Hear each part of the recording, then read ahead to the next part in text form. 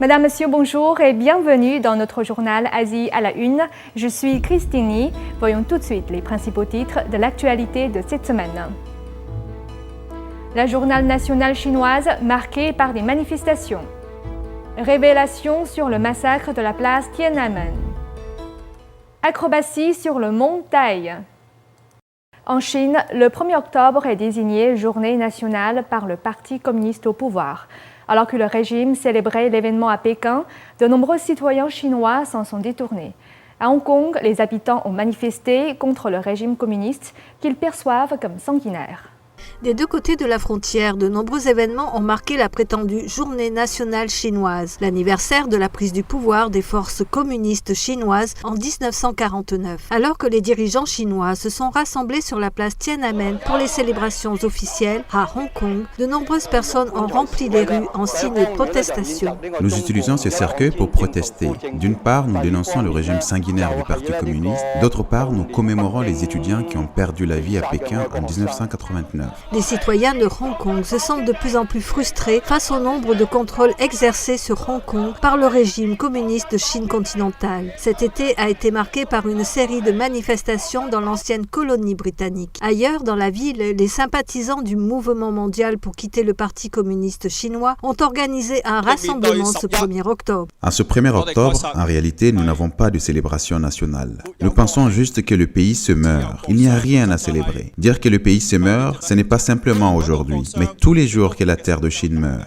La présidente du Centre mondial des démissions du PCC, basé à New York, s'est entretenue avec NTD par téléphone, incitant plus de gens à renoncer à leur affiliation avec le Parti communiste. Aidez votre famille et vos amis qui ne l'ont pas encore fait à démissionner du Parti communiste chinois. Transformons ce mois d'octobre en mois national pour dissoudre le PCC. L'anniversaire du 1er octobre est une période sensible pour le régime chinois, confronté au grand nombre de personnes qui ont saisi cette occasion pour manifester à Hong Kong et en Chine continentale. Le 10 octobre sera une autre date sensible, le 100e anniversaire de la République de Chine, dont le gouvernement actuellement confiné à Taïwan a été vaincu par les forces communistes en 1949. L'an dernier, le régime chinois crée le prix Confucius de la paix dans le seul but apparent de contrer le prix Nobel de la paix décerné au dissident chinois Liu Xiaobo. Mais le ministère de la Culture du régime a récemment annoncé l'annulation du prix Confucius cette année. Le ministère de la Culture du régime chinois a remis en question l'avenir du prix Confucius de la paix. Liu Haofeng, président exécutif du prix, a maintes fois assuré que le ministère appuyait toujours l'attribution de ce prix. De son côté, le ministère a affirmé que le prix Confucius de la paix n'avait jamais reçu l'approbation de l'État. Dans un entretien avec Associated Foreign Press, Liu a clairement indiqué que le prix continuerait et que, je cite, « il ne s'agit que du retrait de l'organisateur précédent ». Le ministère de la Culture a ensuite réaffirmé que le prix avait bien été annulé.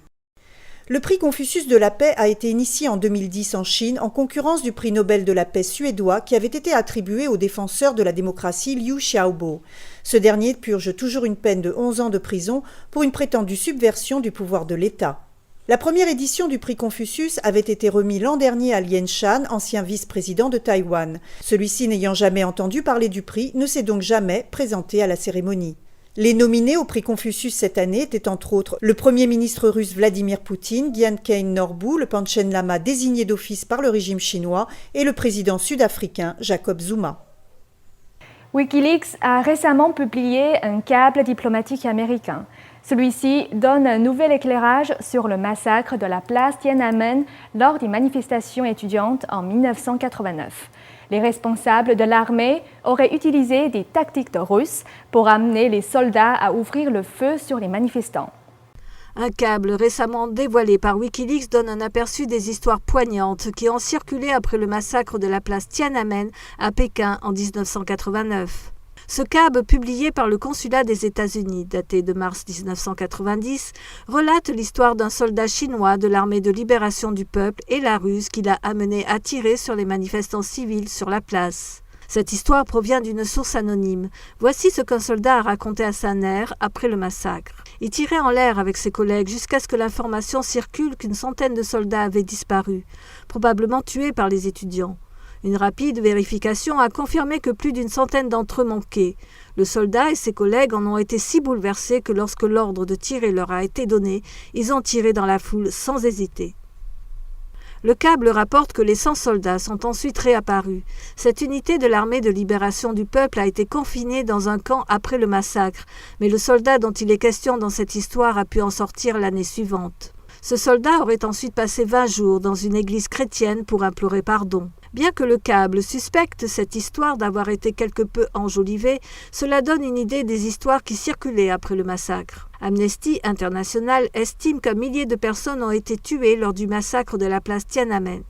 D'autres observateurs évoquent une dizaine de milliers de victimes.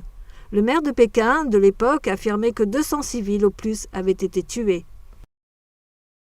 Alors que le prix de l'or est en forte hausse au milieu de la crise financière mondiale, il est devenu très aisé en Chine d'investir dans ce métal précieux grâce aux nouveaux distributeurs automatiques d'or. Ces machines sont fabriquées en Allemagne et sont importées pour satisfaire la forte demande d'or en Chine. Ce métal précieux est devenu le traditionnel investissement de repli dans une époque de prévision économique trouble. La machine évalue l'or au prix du marché, automatiquement réévalué toutes les 10 minutes, puis le distribue. Différentes formes et tailles peuvent être choisies. Les consommateurs peuvent payer en espèces ou par carte de crédit. Le groupe Gongmei Gold de Pékin gère ces installations. Après le début de la crise financière internationale, tout le monde en Chine souhaite acheter et investir dans l'or. Dans ces conditions, les méthodes traditionnelles de vente d'or ne pouvaient plus satisfaire la demande. Gongmei s'attend à ce que les distributeurs d'or deviennent extrêmement populaires et prévoit d'installer 2000 de ces machines dans les banques et les hôtels haut de gamme au cours des 2 prochaines années. Le premier lot sera installé dans les 2 prochaines semaines. Le prix de l'or a augmenté de près de 30% en 2010. Il a atteint des niveaux records cette année et le métal précieux marque encore une hausse de 14% en 2011. Voyons maintenant un acte de bravoure au sommet de l'une des montagnes les plus célèbres de Chine. Dimanche dernier, un acrobate norvégien a démontré ses talents d'équilibriste dans des conditions extrêmes devant une assemblée de spectateurs très anxieux. Dimanche dernier, Exco Rominsbakken, un équilibriste de l'extrême, a présenté un spectacle époustouflant sur le mont Tai dans la province de Shandong, dans l'est de la Chine. La scène était constituée de barres métalliques montées sur une plateforme en bois placée au bord d'une falaise dans la montagne. L'artiste a présenté plusieurs numéros, dont un ballet aérien. Un balancement dans les airs, une marche arrière sur un vélo. Il a ensuite empilé 3 chaises en bois l'une sur l'autre et s'est tenu en équilibre sur une main au sommet de cette pyramide. Rominsbakken a effectué ses acrobaties sans aucune sécurité.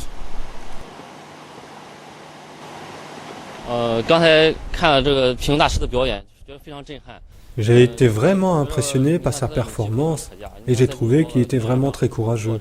Ces acrobaties nécessitent une grande force mentale et physique. Rominsbakken a avoué s'être senti nerveux au début, mais avec le temps, il est devenu de plus en plus à l'aise.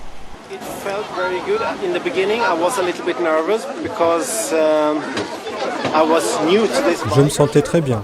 Au début, j'étais un peu nerveux parce que je n'ai eu le vélo qu'hier et j'ai eu très peu de temps pour effectuer les réglages.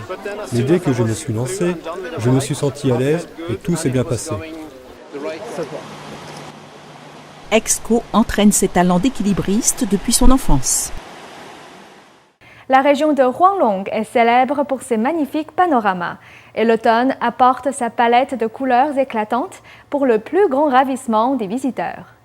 La pittoresque région de Huanglong dans la province chinoise du Sichuan est belle toute l'année, mais l'automne la rend particulièrement éblouissante. La région, célèbre pour sa beauté immaculée et son contexte historique, est située dans la préfecture autonome tibétaine d'Aba, au nord de la province du Sichuan. La région présente des bassins d'eau colorés, des montagnes aux cimes enneigées, un écosystème forestier diversifié et des gorges à couper le souffle. Le ravin du dragon jaune constitue l'une des principales attractions, ressemblant à un dragon géant doré s'étirant le long de la vallée.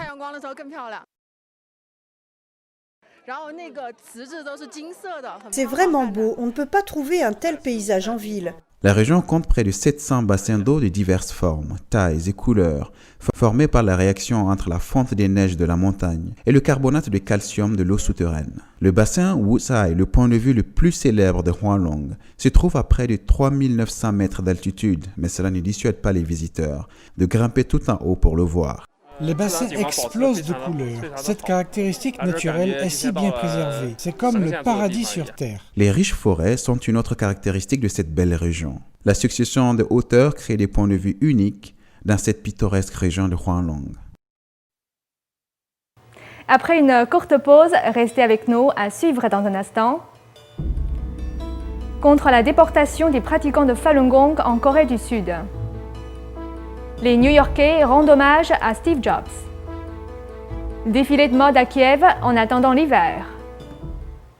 Nous nous rendons maintenant en Suède, où des manifestants se sont rassemblés devant l'ambassade de Corée du Sud pour demander au gouvernement coréen de ne pas déporter un pratiquant de Falun Gong vers la Chine, où il risque d'être emprisonné, torturé, voire tué. Nos correspondants à Stockholm étaient sur place. La semaine dernière, des pratiquants de Falun Gong se sont rassemblés devant l'ambassade de Corée du Sud à Stockholm en Suède. Ils ont appelé le gouvernement sud-coréen à ne pas déporter Jin Jin-seul vers la Chine. Jin est un pratiquant de Falun Gong qui se trouve en détention depuis le 5 septembre dernier. De nombreux autres pratiquants sont toujours en attente de recevoir le statut de réfugié en Corée du Sud. Malin Norstrand de l'association suédoise Falun Dafa a demandé à rencontrer l'ambassadeur de Corée du Sud. Sa demande a été refusée. The persecution of Falun Gong practitioners in China by the Communist Party is extremely. La persécution des pratiquants de Falun Gong par le Parti communiste en Chine est extrêmement grave. Si ces personnes sont renvoyées en Chine, elles seront plus que certainement soumises à la torture, emprisonnées, leur vie sera en danger. Falun Gong ou Falun Dafa est une méthode de méditation traditionnelle chinoise basée sur les principes d'authenticité, de compassion et de tolérance. Le Parti communiste chinois persécute ce groupe depuis 1999. Depuis 2009, la Corée du Sud a déjà déporté 10 pratiquants de Falun Gong vers la Chine et a refusé l'asile à 40 autres pratiquants. Près de 100 pratiquants résident en Corée du Sud. Sans statut légal de réfugiés, ils pourraient être les suivants sur la liste des expulsions. Dans cette procédure, le gouvernement sud-coréen néglige 2 conventions des Nations Unies qu'il a pourtant ratifiées. La Convention du statut de réfugié et la Convention contre la torture et autres traitements inhumains. Madeleine Selitz est conseillère juridique pour Amnesty International en Suède. Selon elle, les pratiquants chinois de Falun Gong remplissent les critères pour recevoir le statut de réfugié. We are aware about that, about the risk for Falun Gong practitioners to be persecuted in China. Nous connaissons les risques que les pratiquants de Falun Gong soient persécutés en Chine. C'est un fait, malheureusement. Nous ne savons pas quoi faire jusqu'à présent et Amnesty International garde un œil sur ces dossiers. Siu Lan a été emprisonnée 2 fois pour avoir pratiqué Falun Gong et elle a été torturée. Elle a eu de la chance et a reçu le statut de réfugié des Nations Unies et a trouvé asile en Suède. Selon elle, renvoyer les pratiquants de Falun Gong en Chine, ce serait comme les envoyer directement en enfer. Je ne peux pas rentrer en Chine. Ma famille a essayé de contacter une personne qui travaille pour le bureau 610, une sorte de police secrète. La police a répondu que dès que j'atterrirai en Chine, je serai directement envoyé en prison.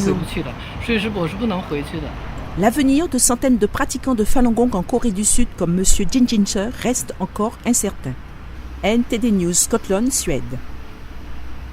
Il y a 70 ans, le 29 septembre 1941, avait lieu le massacre de Babi Yar dans la région de Kiev, la capitale ukrainienne. Pendant plusieurs jours, des milliers de personnes ont trouvé la mort sous les balles de l'occupant allemand. En mémoire de cet événement tragique, une exposition vient de s'ouvrir à Kiev, rassemblant des documents et des photographies retraçant ces crimes nazis. Nos correspondants à Kiev ont visité pour nous cette exposition. Une exposition vient de s'ouvrir à Kiev, 70 ans après la tragédie de Babi Yar, dans la région de la capitale ukrainienne. Des documents d'archives racontent en détail la série de massacres perpétrés à Babi Yar pendant l'occupation nazie. Selon différentes estimations, les nazis auraient assassiné entre 70 000 et 200 000 personnes à cette époque. Tout a commencé par un prospectus. Sur celui-ci, les nazis s'adressaient aux habitants de la ville. Tous les Juifs de Kiev et des environs doivent se présenter le 29 septembre 1941 à 8 h du matin au coin des rues Melnikova et Doktorivskaya, près des cimetières. Amenez vos documents, votre argent, vos biens de valeur et des vêtements chauds. Ceux qui n'obéiront pas à cet ordre seront abattus. Entre les 29 et 30 septembre, presque toute la population juive de Kiev a été tuée, plus de 33 000 personnes. L'exposition présente aussi la transcription des mémoires de certaines victimes. Plus tard, ces documents ont été présentés au tribunal de Nuremberg. En interrogeant les témoins, on peut comprendre la folie avec laquelle les nazis ont agi. Pour eux, détruire des gens qu'ils considéraient comme des sous-hommes et non comme des hommes n'a pas été un problème. Ils n'ont ressenti aucune émotion. En plus des juifs, des tziganes, des prisonniers de guerre, des civils et des patriotes ukrainiens ont également été tués à Babi Yar. NTD News, Kiev, Ukraine. Steve Jobs, le grand patron de l'entreprise Apple, est décédé mercredi dernier à l'âge de 56 ans. De nombreux New-Yorkais se sont rendus à la boutique Apple de la 5e avenue pour rendre un dernier hommage à cet entrepreneur charismatique qui a créé l'iPod, l'iPhone, l'iPad et tant de nombreuses autres applications Apple. Sur place, notre équipe de journalistes s'est entretenue avec quelques inconditionnels de la marque à la pomme. Jeudi dernier, le lendemain du décès de Steve Jobs, de nombreux New-Yorkais se sont rassemblés devant la boutique Apple de la 5e avenue pour rendre hommage à celui qui a changé la façon de concevoir la technologie. Je me demandais ce qui se passait et j'étais très triste d'apprendre qu'il était décédé. De nombreux New-Yorkais ont déposé des fleurs ou des pommes dans lesquelles ils ont mordu une fois ou écrit un message de condoléances. Ils ont laissé des pommes et des messages sur de grands posters comme « Good job » et « New York aime Steve Jobs ». Merci Steve, tu as rendu ma vie plus facile à organiser et tu nous as donné plein de choses qui fonctionnent bien. D'autres ont pris des photos avec leur iPhone et leur iPad et se sont exprimés sur l'héritage laissé par Steve Jobs. Restez créatif, juste essayer, réaliser des choses, c'est juste ça, absolument. Se rendre à la boutique Apple de la 5e avenue, c'est la façon dont de nombreux New-Yorkais ont rendu hommage et exprimé leur gratitude envers l'homme qui a changé leur façon de vivre leur vie quotidienne. NTD News, New York. 6 mois après le séisme et le tsunami qui a frappé le Japon, beaucoup de gens s'interrogent sur la sécurité du pays et le secteur touristique japonais s'en ressent grandement. Nos correspondants ont rencontré des professionnels du tourisme japonais lors d'un forum touristique. Ils nous invitent au voyage. Suivons-les. Le tremblement de terre et le tsunami en mars de cette année et la menace de radiation nucléaire ont sérieusement touché le secteur touristique du Japon. Selon les données de l'Association japonaise des agences touristiques, après cette catastrophe, le nombre de Japonais voyageant à l'étranger a diminué de 30% par rapport à l'année précédente et le nombre de touristes visitant le Japon a également chuté de plus de 60%. Le forum touristique et le salon du voyage organisé en octobre de cette année par l'Association japonaise des agences touristiques ont été créés en 1978 pour présenter aux touristes les différents programmes touristiques du Japon. Cette année, cet événement est devenu très important pour la promotion du tourisme au Japon et convaincre les touristes du monde entier de revenir visiter le Japon. Hironori Kobayashi, natif de la ville de Fukushima, frappé par le séisme et le tsunami, pense qu'un moyen d'y parvenir serait de faire venir des athlètes étrangers au Japon dans le cadre d'événements sportifs. Le Japon se porte bien. Une partie ne s'est pas encore relevée, mais nous pouvons accueillir des événements sportifs et des grandes manifestations. En octobre, nous aurons le championnat du monde de gymnastique, en novembre la Coupe du monde de volleyball et cette semaine, il y a le Grand Prix de Formule 1 du Japon. Nous espérons que les gens du monde entier viendront au Japon pour que nous puissions leur montrer que le Japon n'a pas vraiment changé. Cette jeune dame, Maki Yanase, vêtue d'un costume traditionnel de la période Heian, essaie d'informer les gens que le Japon se reconstruit et peut être visité sans risque.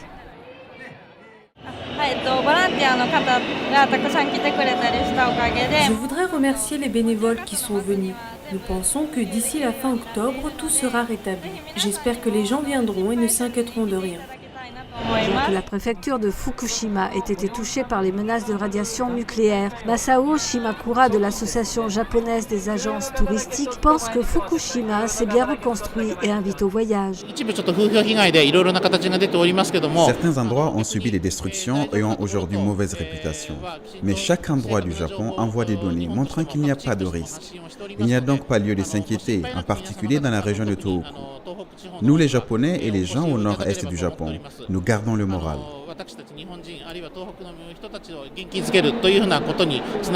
Le Japon tout entier continue de lutter, mais il se reconstruira avec l'aide du monde entier et la persévérance des Japonais.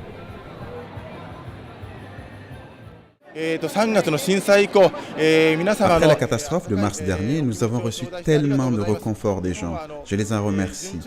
Le Japon se reconstruit. Nous espérons vous revoir au Japon.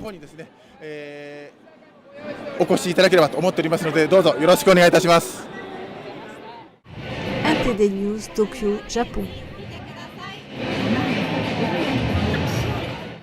Depuis des décennies, l'Occident importe les plus belles créations de la porcelaine chinoise. Mais les véritables joyaux reposant dans les palais impériaux n'avaient jamais encore jusqu'ici été présentés hors d'Asie. Une exposition au musée municipal de La Haye aux Pays-Bas nous donne l'occasion d'admirer certains de ces trésors. Voyons le reportage de nos correspondants néerlandais. Une exposition de porcelaine impériale est actuellement visible au musée municipal de La Haye aux Pays-Bas. Cette collection, composée d'une centaine de chefs-d'œuvre, appartient au musée de Shanghai. Elle est exposée hors Asie pour la première fois. L'origine de la porcelaine se situe entre le XVIe et le XXe siècle, pendant les dynasties Ming et Qin. Elles étaient fabriquées spécialement pour l'empereur dans des usines choisies et sont très différentes des porcelaines exportées que l'on connaît en Occident. Vous pouvez imaginer que la qualité est bien supérieure et que les décorations spécifiques sont liées à l'empereur. Toutes les porcelaines sont marquées du sceau de l'empereur. Chaque porcelaine, comme celle de l'empereur Wanli par exemple, porte son propre sceau. L'exposition a été rendue possible après qu'un collectionneur hollandais ait fait don de sa collection au musée de Shanghai. Pour montrer leur gratitude suite à ma donation, ils ont accepté de présenter ces porcelaines dans une exposition au musée municipal. Ces œuvres raffinées permettent aux Occidentaux d'en apprendre davantage sur la culture traditionnelle chinoise. En Occident, nous connaissons si peu de choses sur la tradition chinoise et la culture chinoise. Et je pense que dans ce monde moderne, entre Internet et l'iPhone, vous savez, nous devons en faire plus pour comprendre les différentes cultures. Un échange culturel comme cette exposition aux Pays-Bas est un bon début. L'exposition est ouverte jusqu'au 23 octobre. NTD News, La Haye, Pays-Bas. Et pour refermer ce journal, intéressons-nous à la mode. Les beaux jours sont finis, c'est le moment de se préparer à l'hiver. Que pourra-t-on trouver dans les magasins cette saison? Nos correspondants ont assisté à un défilé de mode automnal à Kiev. Voyons cela. Un salon et un défilé de mode ont eu lieu à l'Expo Center de Kiev. Cette saison, les manteaux affichent un style classique et intemporel. Ils se déclinent sous différentes couleurs. Très confortable, porté sous votre ceinture. Vous voyez, les franges rehaussent le tout. C'est incroyablement chaud. Une autre créatrice utilise les couleurs vives dans sa collection automne hongrois. Les modèles sont habillés dans les tons de rouge et de bleu. Les accessoires se démarquent.